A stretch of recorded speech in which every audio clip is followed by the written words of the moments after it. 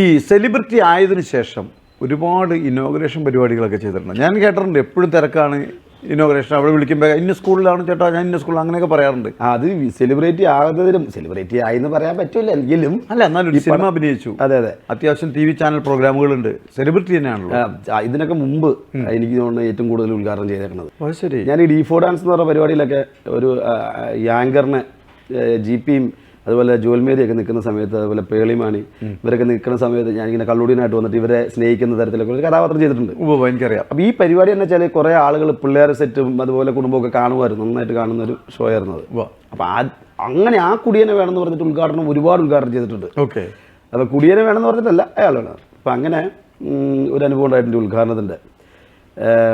നമ്മുടെ ഒരു കോളേജിൽ അത് ഞാൻ സന്തോഷമായിട്ടുള്ള കാര്യം പറയാം. അതിനുശേഷം വേറൊരു ഉദ്ഘാടനം കൂടിയുണ്ട്.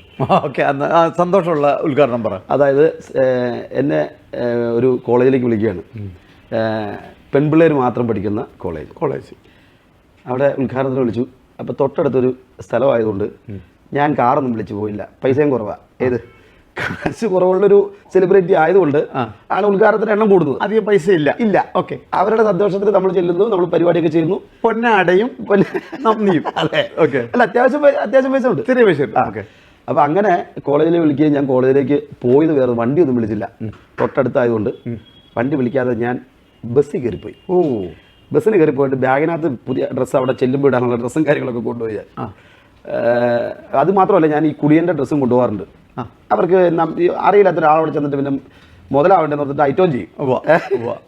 അപ്പം അങ്ങനെ ഞാനിങ്ങനെ ബസ്സിൽ പോവാണ്. ബസ്സിൽ പോയപ്പോൾ ഞാൻ എൻ്റെ സ്നേഹത്തിൻ്റെ ഞാൻ അയാളോട് പറഞ്ഞു, മറ്റേ കണ്ടക്ടറോട് പറഞ്ഞു, ചേട്ടാ ഈ കോളേജിൻ്റെ ഫ്രണ്ടിലൊന്ന് നിർത്തിയേക്കണേ. അല്ല, ഫ്രണ്ടിലല്ല, ഈ കോളേജ് എവിടെയാണെന്ന് അറിയാമോ? അത് പോകുന്ന വഴിയാണ്, നോ പ്രോബ്ലം. ഓക്കെ എന്നെ ഒന്ന് കാണിച്ചു തന്നാൽ മതി എന്ന് പറഞ്ഞു. നേരെ സ്റ്റോപ്പില്ലാത്ത ആ കോളേജിൻ്റെ ഫ്രണ്ടിൽ തന്നെ വണ്ടി കൊണ്ടുപോയി നിർത്തി, ഹാൻഡ് ബ്രേക്ക് വിട്ട് നിർത്തിയിട്ട് ഇതാണ് കേട്ടോ സ്ഥലം എന്ന് പറഞ്ഞ് എന്നെ അങ്ങ് ഇറക്കാം. അപ്പം ഞാൻ സാധാ ഡ്രസ്സൊക്കെ ഇട്ടിട്ട് പോയേക്കണത്, തിളക്കമുള്ളതൊക്കെ ബാഗിലിരിക്കുകയാണ്. അത് ആരും കാണാതെ ഒളിച്ചിട്ടിട്ട് സ്റ്റേജിൽ കയറാനാണ് പരിപാടി. വല്ല ഹോട്ടലിൽ ടോയ്ലറ്റിൻ്റെ ഭാഗത്തൊക്കെ കയറി നിന്നിട്ടൊക്കെ മാറും. അപ്പം അങ്ങനെ നേരെ ബസ്സിൽ നിന്ന് ചാടിയത്, ഇറക്കാതെ പുള്ളി സമ്മതിക്കില്ല. ഇതാന്ന് പിന്നെ ഇവിടെ അങ്ങോട്ട് പോകണമെന്ന്, പിന്നെ അവിടെ നടന്നു വരണ്ടേ, പുള്ളി ഉത്തരവാദിത്തം കൂടി കണ്ടക്ടർക്ക്. നേരെ ചാടിച്ചെന്നെ അവിടെ ഇറങ്ങിയപ്പോൾ ഗേറ്റ് അടച്ചിട്ടേക്കണം. ഗേറ്റിൻ്റെ ഫ്രണ്ടിൽ ഒരു ഹിന്ദിക്കാരൻ സെക്യൂരിറ്റി ഉണ്ട്. ഞാൻ നോക്കുമ്പോൾ എൻ്റെ ഫ്ലെക്സ് വെച്ചിട്ടുണ്ട് മുകളിൽ, ഈ ഗേറ്റിൻ്റെ മുകളിൽ.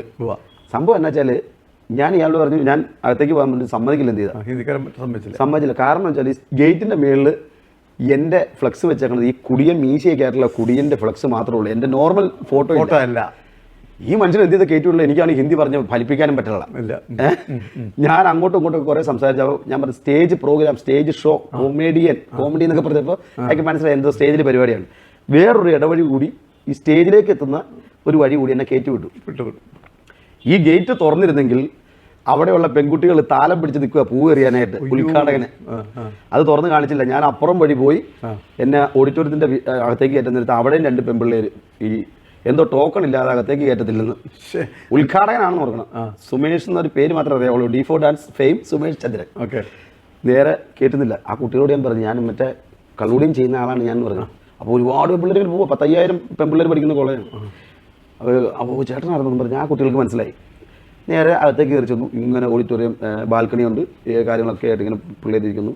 ഞാൻ ഇതിലൂടെ നടന്നു പോയപ്പോൾ സൗണ്ടുകാരൻ, നമ്മൾ സ്ഥിരം സ്റ്റേജ് ഷോ ഒക്കെ ചെയ്ത് നടക്കുന്നതുകൊണ്ട് സൗണ്ടുകാരൻ നമ്മളറിയാം. അതെ ചേട്ടാ, അവന് മാത്രമേ മനസ്സിലായുള്ളൂ, വേറെ ആർക്കും മനസ്സിലായി. വേറൊരു കുഞ്ഞുങ്ങൾക്ക് പോലും എന്നെ മനസ്സിലാവുള്ള. അപ്പോൾ സാധാരണ നമ്മൾ അങ്ങനെ ഒരു ഗസ്റ്റായിട്ട്, ചീഫ് ഗസ്റ്റായിട്ടൊക്കെ പോകുമ്പോൾ ഓഡിറ്റോറിയത്തിൽ സ്റ്റുഡൻസ് എഴുന്നേറ്റ് നിന്ന് ഇങ്ങനെ കൈയടിക്കും, അതൊന്നുമില്ല. കാരണം എന്നെ സ്വീകരിക്കേണ്ട ആൾക്കാർ മുഴുവൻ ഗേറ്റിന് തൊട്ടിപ്പുറേക്കാ ഗൂർക്ക പറ്റിച്ചല്ലേ കയറ്റി വിട്ടു, വേറെ വഴി കയറ്റി വിട്ടേക്കുമല്ലേ. അവരവിടെ നിന്ന് അപ്പോൾ സുമേഷ് ചന്ദ്രൻ വരുന്നത് നോക്കി വിളിക്കും. അവരവിടെ നിൽക്കുന്നുണ്ട്. ഉണ്ട്. സുമേഷ് ചന്ദ്രൻ ഇപ്പുറത്ത് വഴി എന്നെ ഏൽപ്പിച്ച രാഹുൽ എന്ന് പറഞ്ഞ ഒരുത്തൻ അവിടെ വന്നിട്ടില്ല. അവനെ വിളിച്ചിട്ട് അവൻ ഫോൺ കൊടുക്കില്ല. അവർ വിളിച്ചിട്ട് ഇയാൾ എത്തിയില്ലല്ലോ എന്ന് പറയാൻ വേണ്ടിയിട്ട് അവന് വിളിക്കണമെന്നുണ്ടാവാം. നേരെ കയറി ചെന്ന് സൗണ്ടുകാരന് മനസ്സിലായി. സൗണ്ടിൻ്റെ കൂടെ ഞാൻ അങ്ങ് ഇരുന്നു. സെൻറ്ററിൽ ഏതാണ്ട് ഓഡിറ്റോറിയത്തിൻ്റെ ആ സെൻറ്ററിൽ സൗണ്ട് വെച്ചാൽ എൻ്റെ അവിടെ കൂടെ ഇരുന്ന് ഞാൻ കഴിഞ്ഞപ്പോൾ അവിടുത്തെ സാറ് വന്നിട്ട് ഈ സൗണ്ടിൻ്റെ അവിടെ വന്നിട്ട് സംസാരിക്കുക. കൃത്യം ആ സ്ഥലത്ത് വന്നിട്ട്, ഹലോ രാഹുലേ, എത്ര നേരമായി ഫോൺ വിളിക്കുന്നു, സുമേഷ് അദ്ദേഹം വന്നിട്ടില്ലല്ലോ, എത്ര നേരമായി, പരിപാടി തുടങ്ങണ്ടേ എന്നൊക്കെ പറഞ്ഞേക്കുമ്പോൾ ഞാൻ ഈ സൗണ്ടുകാരൻ്റെ അടുത്ത്, സാറേ ഞാനാണ് ഈ സുമേഷ് ചന്ദ്രൻ, മറ്റേ D4 ഡാൻസ്. അയ്യോ ഇവിടെ ഇരിക്കുകയായിരുന്നു, വാ പറഞ്ഞ് വിളിച്ചിട്ട് പോയി സ്റ്റേജിലേക്ക് കയറിയപ്പോൾ ഞാൻ ഒന്ന് ഡ്രസ്സ് മാറി. തിളക്കമുള്ളത് മാറി അന്നകത്തേക്ക് കയറിയപ്പം ടീച്ചർമാർ മറ്റേ ബൊക്കയും ഇതൊക്കെ ആയിട്ടുണ്ട്. ഇവർ മാറി തരുന്നില്ല, ഇവർക്കും എന്നെ മനസ്സിലായിട്ടില്ല. ഇവരും മാറുന്നില്ല. എന്തിനാ ഇവരെയൊക്കെ കയറ്റി പറഞ്ഞെന്നുള്ള രീതിക്ക് അവർ തിളക്കമുള്ള ഷർട്ട് ഇട്ട് ഒരുത്തം വന്ന് തിക്കി കയറാൻ നോക്കണം, അത് അങ്ങോട്ട് മാറിക്കുന്നുള്ള രീതിയിൽ. അതും ചേട്ടൻ്റെ ഷർട്ട്. എന്നിട്ട് നേരെ നമ്മൾ സ്റ്റേജിൽ കയറി നിന്നിട്ട് സംസാരിച്ച് ഞാനാണ് സുമേഷ്, എനിക്ക് അനുഭവങ്ങളൊക്കെ ഞാൻ പറഞ്ഞു ഇങ്ങനെ വന്നു, സെക്യൂരിറ്റി കയറ്റി വിട്ടില്ല. അപ്പോഴത്തേക്കും പൂവായിട്ട് വന്ന ആൾക്കാർ ഓടി വരും. അവിടെ നിൽക്കണം, വെയിലത്തേക്ക് കയറുന്നല്ലോ. താലം വന്ന നേരം താലം വന്നിട്ട് ഈ പ്രതിമേനെയൊക്കെ പൂജിക്കുന്നത് സ്റ്റേജിന്റെ താഴെ വന്നിട്ട് ഇങ്ങനെ ഏതായാലും കുറെ ബൊക്കയും കൊണ്ട് തന്നു. ഇതെല്ലാം കഴിഞ്ഞപ്പോൾ എനിക്ക് ഒരു വാശിയായി. ഞാൻ പറഞ്ഞ് സാറേ ഞാൻ ഒരു കാര്യം ചെയ്യാം, ഞാൻ ഇങ്ങനെ പ്രസംഗിച്ചിട്ട് കാര്യമില്ല, ഞാൻ ഐറ്റം ചെയ്യാം, നിങ്ങളുടെ സമ്മേളനം കഴിയട്ടെ. അപ്പോൾ കുറച്ച് നേരം അവിടെ ഇരുന്നിട്ട് ഞാൻ നേരം മാറി ഡെസ്കും കാര്യങ്ങളൊക്കെ മാറ്റി. പിന്നെ ആ കുടിയനായിട്ട് ഞാൻ മീശ ഒട്ടിച്ച് ഇറങ്ങിയപ്പോഴാണ് ആരവം. ഇതാണല്ലോ ഫ്ലെക്സിൽ വെച്ചേക്കുന്നത്, മീശ വെച്ചാൽ ഇയാളല്ലേ പ്രതീക്ഷിക്കുന്നത്. ഏതാണ്ട് ഒരു തെങ്ങേറ്റക്കാരെ പാട്ട് ഒരു ഇതും വെച്ചിങ്ങനെ നിൽക്കുന്ന ഒരാളുടെ ഫോട്ടോയിൽ അവർ കണ്ടിട്ടുള്ളൂ. അങ്ങനെ അവിടെ ചെന്ന് പിന്നെയാണ് കൈയടിക്കുന്നത്. മനസ്സിലാവണ്ടേ? അതെ. ഞാൻ ഗൾഫിൽ പോയപ്പോഴും ഇതുപോലെ ഉണ്ടായിരുന്നേ. ഞാൻ ഓസ്ട്രേലിയക്ക് അല്ലാതെ ഞാൻ ഇടയ്ക്കിടയ്ക്ക് ദുബായിൽ പോകാറുണ്ട്. എനിക്കറിയാം, ഇപ്പൊ ഓസ്ട്രേലിയയിൽ പോയ കാര്യം പറഞ്ഞ് ദുബായിക്ക് പോകുന്നുണ്ട്, ഈ അടുത്ത് അമേരിക്ക പോകുന്നുണ്ട്. അത് ശരി, ഓക്കെ, അറിയട്ടെ എല്ലാവരും അറിയട്ടെ. അപ്പം ഞാൻ ഇങ്ങനെ പോയപ്പോൾ ഇതുപോലെ തന്നെ വേറെ ആർട്ടിസ്റ്റുകളുടെ കൂടെ പോകുമ്പോൾ നമ്മൾ മൈൻഡ് ചെയ്യില്ല. നമ്മൾ ഈ കള്ളൂടിയൻ്റെ കഥാപാത്രം ചെയ്യാനായിട്ടാണ് പോണത്. അതെ. ബാക്കി ഫ്രണ്ടിൽ പോകുന്നവർക്കൊക്കെ ബൊക്ക, നമുക്ക് ഒരു ബൊക്ക ബാലൻസിന് അത് ആർക്ക് അങ്ങനെ കാണിക്കേണ്ടി ഉണ്ടാവും. അങ്ങനെ ഇരുന്നത്. പിന്നെ ഒരു വേറൊരു ഉദ്ഘാടനം എന്ന് പറഞ്ഞാൽ ഈ D4 ഡാൻസിൻ്റെ ടീമിനെ അങ്ങനെ തന്നെ ഒരു കോളേജിലേക്ക് ഇതിന് ക്ഷണിക്കുകയാണ്. അപ്പം എന്നെ വിളിച്ചിട്ടുണ്ട്, GP വിളിച്ചിട്ടുണ്ട്, പിന്നെ അതുപോലെ ഇവളുണ്ട് നമ്മുടെ ജുവൽ മേരി. ഇവർ 2 ആങ്കറും ഞാൻ അതിനകത്തുള്ള കൊമേഡിയനായിട്ടുള്ള എന്നെ വിളിച്ചിട്ടുണ്ട്. 3 പേരെ വിളിച്ചിട്ടുണ്ട്. വണ്ടി ഒരു ഇന്നോവ വന്നു. ഇന്നോവയിലേക്ക് ഞങ്ങൾ 3 പേരും കയറി നേരെ കോളേജിൽ ചെന്നു. കോളേജിൻ്റെ ഫ്രണ്ടിൽ അവിടെ ചെന്നപ്പോഴത്തേക്കും ഈ ഡോറ് 2 ഫ്രണ്ടിൽ GPയും നടുക്ക് ഇതിനകത്ത് ഈ ജുവലും അതിൻ്റെ ബാക്കിലുള്ള റോയിലാണ് ഞാനിരിക്കുന്നത്. മടക്കിയിട്ട് വേണം ഇറങ്ങാൻ. ഓക്കെ, മനസ്സിലായി. ഇങ്ങനെ GP ഇറങ്ങി, ജൂലി ഇറങ്ങി, ഇങ്ങനെ അങ്ങ് കൊണ്ടുപോയി ഒരു 2 പേര്. പുറകിൽ 3ാമത് ഞാനും ഡ്രൈവറും പുറകെ ഇരിക്കുക. ഞാൻ സീറ്റ് മടക്കി ചെല്ലുമ്പോൾ ഞാനൊരു കവറുമായിട്ട് എൻ്റെ പുറകെ ഒറ്റയ്ക്ക് ഇങ്ങനെ അങ്ങ് പോവുക. അവര് സെലിബ്രിറ്റീസിനെ കൊണ്ട് പോയി.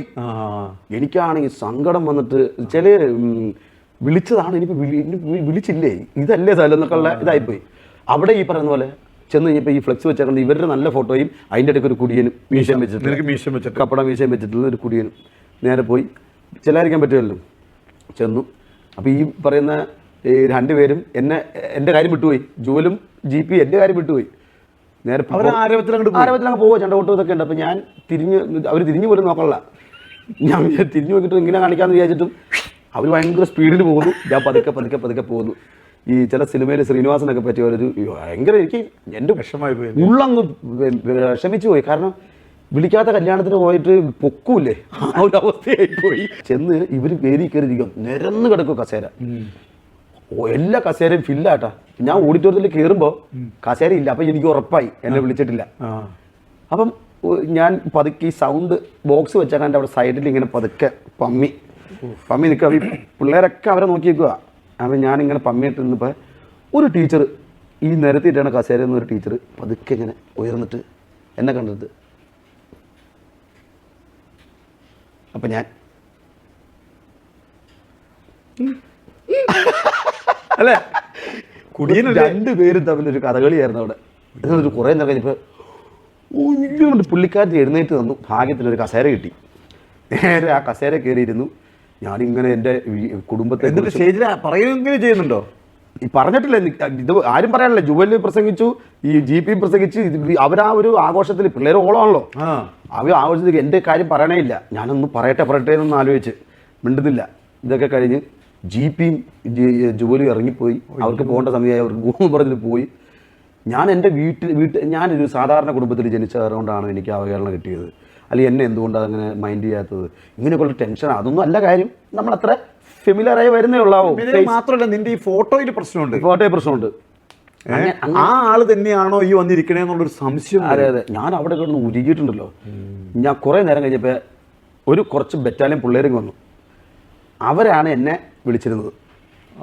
ഇത് അവന്മാരെ കണ്ട് പുറത്ത് കറങ്ങാനൊക്കെ പോയിക്കരുത്. വന്ന് കയറിയപ്പോൾ സുമേഷ് ചേട്ടൻ പിന്നെ എനിക്ക് കീജയ് വിളിക്കലൊക്കെ ആയി. ഒരുത്തം വന്നിട്ട് അപ്പം ഞാൻ ഇവനോട് ചെവി പറഞ്ഞു, ഞാൻ നാണം കെട്ട് പോയേനെ. ഇപ്പം നിങ്ങൾ എവിടെയായിരുന്നൊക്കെ എനിക്ക് വാക്കുകളും വരുന്നില്ല. അപ്പോഴത്തേക്ക് ഇവനങ്ങ് കയറി പ്രസംഗിച്ചു.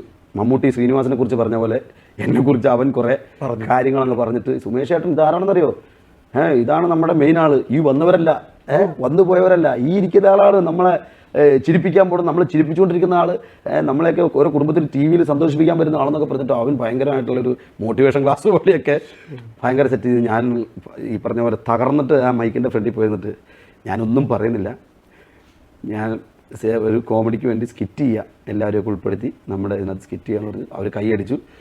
ഈ എന്താ പറയുക, കൈയടിച്ച് അല്ല, ഞാൻ പിന്നെ ഡ്രസ്സ് മാറാൻ ഇവിടെ പോയപ്പോഴും അവന്മാർ വന്നിട്ട് പിന്നെ എൻ്റെ സെൻറ്റിമെൻറ്റ്സിനെ ഇവർ വർക്കൗട്ട് ചെയ്യരുത്, ചേട്ടാ വിഷമിക്കില്ലട്ടാ അങ്ങനെ പറയുമ്പോൾ എനിക്ക് വീണ്ടും സങ്കടമാവുക.